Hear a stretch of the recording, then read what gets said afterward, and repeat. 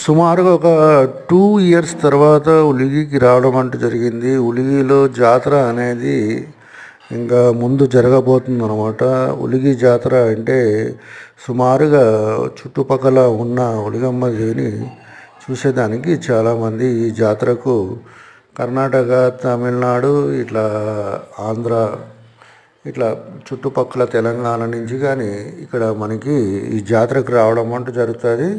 ఈ డేట్ వచ్చేసి మనకి 20 నుంచి 25 వరకు మే ఇవ్వడం అంటూ జరిగింది. ఇక్కడ ఇదే అనమాట. ఇంకా గుడి చూసినట్లయితే ఈరోజు గురువారం కాబట్టి ఎవరు అంతగా తక్కువ ఉన్నారు భక్తులు.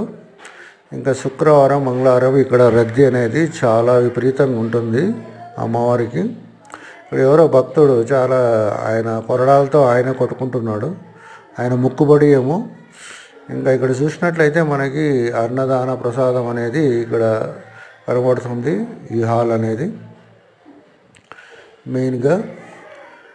ఇంకా ఇక్కడ వచ్చినట్టే మనకి జొన్న రొట్టి, స్వీటు, తర్వాత సాంబారు, పప్పు, అన్నం అనేది ఇక్కడ ఎవరో ఆఫర్ చేయడం అంటూ జరిగిందనమాట.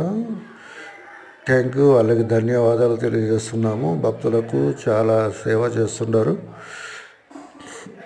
ఇట్లే ఈ 4-5 డేస్ అనేది ఫుల్గా